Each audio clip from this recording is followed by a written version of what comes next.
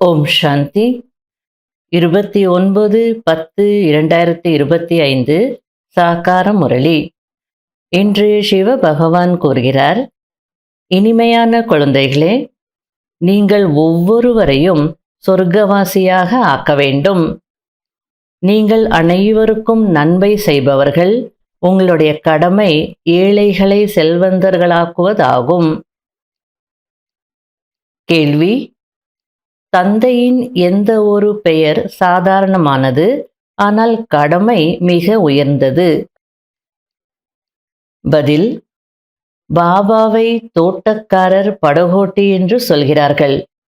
இந்த பெயர் எவ்வளவு சாதாரணமானது, ஆனால் மூழ்குபவர்களை கடக்க வைத்து கரை சேர்ப்பது என்பது எவ்வளவு உயர்ந்த கடமை. எப்படி நீந்த தெரிந்தவர்கள் ஒருவர் மற்றவரை கை கொடுத்து கடக்க வைக்கிறார்கள், கரை சேர்க்கிறார்கள். அதுபோல் தந்தையின் கை, அதாவது உதவி கிடைப்பதினால் நீங்கள் சொர்க்கவாசியாகி விடுகிறீர்கள். இப்பொழுது நீங்களும் மாஸ்டர் படகோட்டிகளாக இருக்கிறீர்கள். நீங்கள் ஒவ்வொருவரின் படகும் கரை சேர்ப்பதற்கான வழி சொல்கிறீர்கள். ஓம் சாந்தி. நினைவிலோ குழந்தைகள் அமர்ந்திருப்பீர்கள், தன்னை ஆத்மா என்று உணர வேண்டும். சிவபாபா நினைவில் அமர்ந்திருப்பீங்க, ஆனால் ஆத்ம உணர்வில் அமர்ந்து சிவபாபாவை நினைக்கணும்னு சொல்றார். தேகமும் இருக்கிறது, தேகம் இல்லாமல் அமர்ந்திருக்கிறீர்கள் என்பது கிடையாது. ஆனால் தேக அபிமானத்தை விட்டுவிட்டு ஆத்மா அபிமானியாகி அமர்ந்திருங்கள் என்று பாபா கூறுகிறார். ஆத்மா அபிமானம் சுத்தமானது, தேக அபிமானம் அசுத்தமானது. ஆத்மா அபிமானி ஆகுவதின் மூலம் சுத்தமாக தூய்மையாக ஆகிக் கொண்டிருக்கிறீர்கள் என்பதை நீங்கள் அறிவீர்கள். தூய்மையான உலகம் இருந்தது, இப்போது தூய்மையற்றதாக இருக்கிறது. மீண்டும் கண்டிப்பாக தூய்மையான உலகமாக ஆகும். சுயத்திற்கு, அதாவது ஆத்மாவுக்கு சிருஷ்டி சக்கரத்தை பற்றிய ஞானம் கிடைத்திருக்கிறது. ஞானத்தை கொடுத்தது யார்? பாபாவை தவிர வேறு மனிதர்கள் யாரும் கற்றுத்தர முடியாது. சுப்ரீம் ஆத்மாவாகிய தந்தைதான் குழந்தைகளுக்கு கற்றுத்தருகிறார். குழந்தைகளே, நீங்கள் ஆத்மா அபிமானி ஆகுங்கள் என்று கூறுகிறார். சத்யுகத்தில் இந்த ஞானம் அல்லது படிப்பினைகள் தருவதற்கான அவசியம் இருக்காது. அங்கே பக்தியும் இருக்காது. எவ்வளோ அழகா பாபா புரிய வச்சுட்டே இருக்கிறார். நீங்க சிவ் பாபா நினைவுல அமர்ந்திருப்பீங்க, ஆனா ஆத்மா உணர்வுல இருந்து பாபாவை நினைவு செய்யுங்க. ஷரீரம் இருக்கோ, ஷரீரம் இல்லாமல போயிடாது. சரீரத்துல இருந்தாலும் தேக அபிமானத்தை விட்டு ஆத்மா அபிமானியாகி அமருங்க. ஏன்னா ஆத்மா அபிமானம் சுத்தமானது, தேக அபிமானம் அசுத்தமானது. அப்ப ஏன் சுத்தமாகணும்? தூய்மையான உலகம் இருந்தது, இப்போ தூய்மையற்றதாக மாறியிருக்கு. மீண்டும் அது தூய்மையாகும். இந்த சிருஷ்டி சக்கரத்தினுடைய ஞானம் உங்களுக்கு கிடைச்சிருக்கு அப்படின்றார். கொடுத்தது யாரு? எந்த மனிதர்களும் கொடுக்க முடியாது. ஞானக்கடல் தந்தை தான் கொடுக்க முடியும் அப்படின்றார். தந்தை ஸ்ரீமத் கொடுக்கிறார். அதன் மூலம் நீங்கள் உயர்ந்தவர்களாக ஆகுவீர்கள். மற்றபடி இந்த பழைய உலகம் சுடுகாடாக ஆகப் போகிறது. மரண உலகத்தை சுடுகாடு என்றுதான் சொல்ல முடியும். ஏரோப்ளைன் தானா எரிஞ்சிடுறது, பஸ்ஸு தானா எரிஞ்சிடுது. யாரும் யாரையும் எரிக்க வேண்டாம், எந்த சடங்கும் செய்ய வேண்டாம்.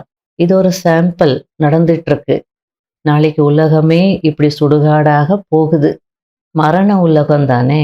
மரண உலகத்தை சுடுகாடுன்னு சொல்லாம வேற என்ன சொல்ல முடியுன்றார். சொர்க்கம் என்று புது உலகத்திற்கு சொல்லப்படுகிறது. டிராமாவின் ரகசியத்தை பாபா புரிய வைக்கிறார். இந்த முழு உலகத்தையும் மூங்கில் காடு என்று சொல்லப்படுகிறது. எவ்வளோ நல்லா அந்த எக்ஸாம்பிள் கொடுத்து கம்பேர் பண்ணி பாபா சொல்றார். மூங்கில் காடு. அந்த மூங்கில் காடுன்னா அதுக்கு தீ வைக்க வேண்டிய அவசியமே இல்ல. ஒண்ணுக்கு ஒன்று அப்படியே தீப்பற்றி எரிஞ்சிடும். அதுபோல இந்த உலகத்துக்கு தீ வைக்க வேண்டிய அவசியம் இல்ல. உள்நாட்டு கலவரங்கள், நியூக்ளியர் வார் அது இதுன்னு சொல்லி அதுவா எரிஞ்சிடும் அப்படின்றார். தற்சமயம் முழு உலகத்தின் மீதும் ராவணனின் ராஜ்யம் இருக்கிறது என்பதை பாபா புரிய வைத்திருக்கிறார். தசராவும் கொண்டாடுகிறார்கள். எவ்வளவு குஷி அடைகிறார்கள். குழந்தைகள் அனைவரையும் துக்கத்திலிருந்து விடுவிப்பதற்காக நானும் பழைய ராவண ராஜ்யத்திற்கு வரவேண்டி இருக்கிறது என்று தந்தை கூறுகிறார். ஒரு கதை இருக்கிறது. ஒருவரை உங்களுக்கு முதலில் சுகம் வேண்டுமா அல்லது துக்கம் வேண்டுமா என்று கேட்டதற்கு சுகம் வேண்டும் என்று சொன்னாராம். சுகத்திற்கு சென்ற பிறகு அங்கே யமதூதர் வர முடியாதல்லவா? புத்திசாலித்தனமா சித்திரகுப்தர்கிட்ட இது போல ஒருத்தர் கேட்டிருக்காங்க. அதுபோல் பாபா கூறுகிறார், சுகதாமத்தில் ஒருபோதும் காலன் வருவதில்லை, அமரப்புரியாகி விடுகிறது. நீங்கள் மரணத்தில் வெற்றி அடைகிறீர்கள். நீங்கள் எவ்வளவு சர்வ சக்திவானாக ஆகிறீர்கள். நீங்கள் ஒவ்வொருவரையும் சொர்க்கவாசியாக ஆக்க வேண்டும். அநேகருக்கு நன்மை செய்ய வேண்டும். நீங்கள் பெரும் செல்வந்தராக ஆகிறீர்கள். அவர்கள் அனைவரும் ஏழைகள். எதுவரை உங்களுடைய கையோடு பாபாவின் கை இணையவில்லையோ அதுவரை சொர்க்கவாசியாக முடியாது. தந்தையின் கையோ அனைவருக்கும் கிடைப்பதில்லை. தந்தையின் கை உங்களுக்கு தான் கிடைக்கிறது. உங்களுடைய கை பிறகு மற்றவர்களுக்கு கிடைக்கிறது. மற்றவர்களின் கை பிறகு மற்றவர்களுக்கு கிடைக்கும். எப்படி யாராவது நீச்சல் தெரிந்தவர்கள் என்றால் மூழ்கிக் கொண்டிருப்பவர்களை ஒருவராக அக்கறைக்கு கொண்டு சேர்ப்பார்கள். நீங்களும் கூட மாஸ்டர் படகோட்டிகளாக இருக்கிறீர்கள். ஒருவேளை யாருக்காவது நீங்கள் வழி சொல்லவில்லை என்றால் ஒன்றுக்கும் உதவாத பதவிதான் கிடைக்கும். அடுத்தது பாபா, குழந்தைகளாகிய நீங்கள் பெரிய பெரிய சபைகளில் புரிய வைக்க வேண்டி இருக்கும். எப்போதுமே எங்கேயாவது சொற்பொழிவு செய்வதற்காக செல்கிறீர்கள் என்றால் எந்த தலைப்பில் சொற்பொழிவு செய்ய வேண்டுமோ அதை பற்றி சிந்தனை கடலை கடைந்து எழுத வேண்டும். பாபா சிந்தனை கடலை கடைய வேண்டிய அவசியம் இல்லை. கல்பத்திற்கு முன்பு என்ன சொல்லி இருந்தாரோ அதை சொல்லிவிட்டு செல்வார். நாம கூட போன கல்பத்துல சொன்னோம் தானே, அப்ப நாம ஏன் விசாரசாகர மத்தனம் பண்ணணும்? பாபா இறப்பு பிறப்பு சக்கரத்துல வரமாட்டார். ஆகையால் அது அப்படியே ரெக்கார்டட் இருக்கோ. நாம இறப்பு பிறப்பு சக்கரத்துல வரோம், பல விஷயங்களை பதிவு பண்ணிக்கிறோம். ஆகையால இந்த விஷயங்கள் எங்கேயோ உள்ள போய் மர்ஜா இருக்கும். ஆகையால விசாரம் பண்ணும்போது உள்ள இருந்து அதெல்லாம் வெளியே வரும். பாபாவின் கட்டளை நீங்கள் என்னை நினைவு செய்யுங்கள் என்பதாகும். தன்னை ஆத்மா என்று உணர்ந்து சிவபாபாவை நினைவு செய்யுங்கள் என்று பாபா கூறுகிறார். எவ்வளவு என்னை நினைவு செய்வீர்களோ அவ்வளவு சதோ பிரதானமாகி உயர்ந்த பதவி அடைவீர்கள். குறிக்கோளும் முன்னால் இருக்கிறது. முயற்சியின் மூலம் உயர்ந்த பதவி அடைய வேண்டும். சிவபாபா உயர்ந்ததிலும் உயர்ந்த பகவான். அவருக்கு ஷரீரத்தின் பெயர் கிடையாது.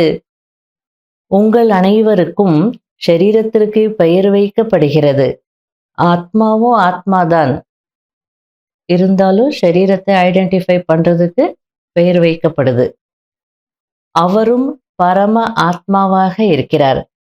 அந்த ஆத்மாவின் பெயர் சிவன். அவர் நிராகாரர். அவருக்கு சூட்ச்ம ஷரீரமோ ஸ்தூல ஷரீரமோ கிடையாது. அவருக்கு உருவமே இல்லை என்று அப்படி இல்லை. அவருக்கும் பெயர் இருக்கிறது. உருவமும் நிச்சயமாக இருக்கிறது. பெயர் உருவம் இல்லாமல் எந்த ஒரு பொருளும் இருப்பதில்லை. பரமாத்ம தந்தையை பெயர் ரூபத்திலிருந்து விடுபட்டவர் என்று சொல்வது எவ்வளவு பெரிய அஞ்ஞானம்! நீங்கள் இப்போது டபுள் அஹிம்சையாளர்கள். அஹிம்சா பரமோ தேவி தேவதா தர்மம் என்று பாடப்பட்டிருக்கிறது. அப்படின்னா அஹிம்சைதான் தேவதைகளுடைய பரம தர்மமாக இருந்தது அப்படின்னு பாடியிருக்காங்க.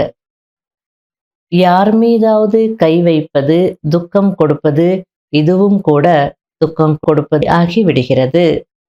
மனம் சொல் செயலால் யாருக்கும் துக்கம் கொடுக்க கூடாது என்று பாபா தினந்தோறும் புரிய வைக்கிறார். மனதில் நிச்சயமாக வரும். சத்யுகத்தில் மனதில் கூட வராது. இங்கோ மனம் சொல் செயலில் வருகிறது. இந்த வார்த்தைகளை நீங்கள் அங்கே கேட்கக்கூட மாட்டீர்கள். அங்கே எந்த ஒரு சத்சங்கமும் இருக்காது. இங்கே மனம் சொல் செயல் மூலமா துக்கம் கொடுத்து கொடுத்து கீழான நிலைக்கு வந்திருக்கிறதுனால மீண்டும் உயர்ந்த நிலை அடையிறதுக்கு பாபா அமர்ந்து புரிய வச்சுட்டே இருக்கிறார். இது சத்சங்கம் இல்லையா? நீங்க யாருக்கும் துக்கம் கொடுக்காதீங்க. அஹிம்சா பரமோ தர்மம் தான் தேவதைகளுடைய தர்மம். நீங்கள் தேவதைகளாக மாறிட்டு இருக்கீங்க, ஆகையால துக்கம் கொடுக்க கூடாது அப்படின்னு சொல்லி கொடுக்கிறார். ஆனா சத்தியுகத்துல எல்லாம் தேவதைகளா இருப்பாங்க. யாருமே மனம் சொல் செயல்ல யாருக்கும் துக்கம் கொடுக்கறதில்ல. அங்க துக்கமே இருக்கிறதில்ல. அப்படி இருக்கும் போது இந்த வார்த்தைகளை கேட்க வேண்டிய அவசியமும் இல்லை. ஆகையில பாபா அங்க சத்சங்கமும் நடக்காது, இந்த வார்த்தைகள் கேட்க கூட மாட்டீர்கள் அப்படின்றார். சத்சங்கம் சத்தியமானவர் மூலம் சத்தியமாக ஆகுவதற்காக தான் நடக்கிறது. சத்தியமானவர் ஒரே ஒரு தந்தை மட்டுமே. தந்தை அமர்ந்து நரனிலிருந்து நாராயணனாக ஆகுவதற்கான கதை சொல்கிறார். இதன் மூலம் நீங்கள் நாராயணனாக ஆகி விடுகிறீர்கள். இப்போது தந்தை தேகம் இருந்த போதும் இல்லறத்தில் இருந்து கொண்டே என்னை நினைவு செய்யுங்கள் என்று கூறுகிறார். பக்தி மார்க்கத்தில் தீவிர பக்தி செய்கிறார்கள். அதற்கு சத்தோபிரதான தீவிர பக்தி என்று சொல்லப்படுகிறது. இப்போது பிறகு நினைவினுடைய தீவிர வேகம் தேவை. நௌதா பக்தி, தீவிர பக்தி செய்கிறாங்க. காட்சி கிடைக்கலன்னா நான் உயிரையே விட்டுடுவேன் அப்படின்ற டிட்டர்மினேஷன்ல இருப்பாங்க. அதுபோல பாபா தீவிர நினைவு தேவை அப்படின்றார். தந்தைக்கு சமமாகணும், இல்லை தூய்மை ஆகணும் அப்படின்ற ஒரு உறுதி உங்களுக்கு இருக்கணும். தீவிர நினைவு செய்பவர்களுக்கு தான் உயர்ந்த பெயர் கிடைக்கும். வெற்றி மாலையின் மணியாக ஆகுவார்கள். நல்லது. இனிமையிலும் இனிமையான தேடி கண்டெடுக்கப்பட்ட செல்ல குழந்தைகளுக்கு மாத்பிதா பாப் தாதாவின் அன்பு நினைவுகள் மற்றும் குட் மார்னிங். ஆன்மீக குழந்தைகளுக்கு ஆன்மீக தந்தையின் நமஸ்காரம். கடைபிடிக்க வேண்டிய முக்கியமான சாராம்சம். முதல் பாயிண்ட், நரனிலிருந்து நாராயணனாக ஆகுவதற்கு தினந்தோறும் சத்தியமான தந்தை சொல்வதை கேட்க வேண்டும். சத்தியமானவருடன் தொடர்பு வைக்க வேண்டும். ஒருபோதும் மனம் சொல் செயலால் யாருக்கும் துக்கம் கொடுக்க கூடாது. இரண்டாவது பாயிண்ட், வெற்றி மாலையின் மணியாக அல்லது பாஸ்வே தானர் ஆகுவதற்கு நினைவின் வேகத்தை தீவிரமாக்க வேண்டும். மாஸ்டர் பதித பாவனராகி அனைவரையும் தூய்மையாக்குவதற்கான சேவை செய்ய வேண்டும். வரதானம், பரமாத்மா நினைவு என்ற மடியில் உள்ளடங்கிவிடக்கூடிய சங்கமயுக உயர்ந்த பாக்யவான் ஆத்மா ஆகங்கள். சங்கமயுகம் சத்யுக சொர்க்கத்தை விட உயர்ந்தது. ஏனென்றால் பிராமணரின் உலகத்தில் கிடைக்காத பொருள் என்று எதுவுமே இல்லை என்பது இப்போதைய மகிமையாகும். ஒரு தந்தை கிடைத்துவிட்டார், அனைத்தும் கிடைத்துவிட்டது. இப்போது குழந்தைகளாகிய நீங்கள் சில நேரம் அதீந்திரிய சுகத்தின் ஊஞ்சலில் ஆடுகிறீர்கள், சில நேரம் குஷி, சில நேரம் சாந்தி, சில நேரம் ஞானம், சில நேரம் ஆனந்தம், மேலும் சில நேரம் பரமாத்மா மடியின் ஊஞ்சலில் ஆடுகிறீர்கள். பரமாத்மா மடி என்பது நினைவில் அன்பில் மூழ்கிய நிலையாகும். இந்த மடி ஒரு வினாடியில் அநேக ஜென்மங்களின் துக்கம், வலி, வேதனையை மறக்க வைத்து விடுகிறது. எனவே இந்த உயர்ந்த சம்ஸ்காரத்தை சதா நினைவில் வைத்து பாக்கியவான் ஆத்மா ஆகுங்கள். ஆகையால் இன்று நாள் முழுவதும் இந்த அனுபவத்திலேயே இருக்கணும். பரமாத்மா மடி என்ற ஊஞ்சலில் ஆடக்கூடிய உயர்ந்த ஆத்மா. அப்போ மடி என்றால் நினைவில் இருப்பது, அன்பில் மூழ்கிய நிலையில இருப்பது. அப்போதான் நான் பாக்கியசாலி ஆத்மா என்பதை உணர முடியும், அனுபவம் செய்ய முடியும். ஸ்லோகன்: பாபா உங்களுடைய பாடலை பாட வேண்டும், நீங்கள் பாபாவின் பாடலை பாட வேண்டும். அப்படிப்பட்ட நல்ல குழந்தையாக ஆகுங்கள். அவ்யக்த சமிகை: முதலில் தன் மீது யோகத்தை பிரயோகம் செய்து பாருங்கள். ஒவ்வொரு மாதம் அல்லது ஒவ்வொரு 15 நாட்களுக்காக ஏதாவது ஒரு விசேஷ குணம் அல்லது ஏதாவது விசேஷ சக்தியை தன் மீது பிரயோகம் செய்து பாருங்கள். ஏனென்றால் குழுவில் அல்லது சம்பந்தம் தொடர்பில் பேப்பர் வரதான் செய்யும். எனவே முதலில் தன் மீது பிரயோகம் செய்து சோதித்து பாருங்கள். ஏதாவது பேப்பர் வந்தது என்றால் எந்த குணம் அல்லது சக்தியை பிரயோகம் செய்வதின் மூலம் எவ்வளவு நேரத்தில் வெற்றி கிடைத்தது என்று சோதித்து பாருங்கள். எப்போது தன் மீது பிரயோகம் செய்து வெற்றி பெறுகிறீர்களோ அப்போது மற்றவர்கள் மீது பிரயோகம் செய்வதற்கான ஊக்கம், உற்சாகம் தானாகவே அதிகரித்து கொண்டே போகும். அதாவது நம்ம ஒவ்வொருத்தரும் ஏதோ ஒரு குழுவில் இருக்கிறோம். குடும்பம் என்ற குழு, இல்லை சென்டரில் இருந்தாலும் சென்டர் நிவாசிகள் என்ற குழு, ஆஃபீஸுக்கு போனால் ஆஃபீஸ் என்ற குழு, சேவைக்கு போனாலும் சேவாதாரிகள் என்ற குழு, எங்கேயோ மக்கள் இடையில தான் இருக்கிறோம். அப்படின்னா சம்பந்தம் தொடர்பில் நம்ம வந்துட்டு தான் இருப்போம். அப்போ பிரச்சனைகளும் வந்துட்டு தான் இருக்கும். ஏன்னா எல்லா மனிதர்கள் ஒரே மாதிரியாக இருக்க மாட்டாங்க, ஒரே மாதிரியாக சிந்திக்க மாட்டாங்க.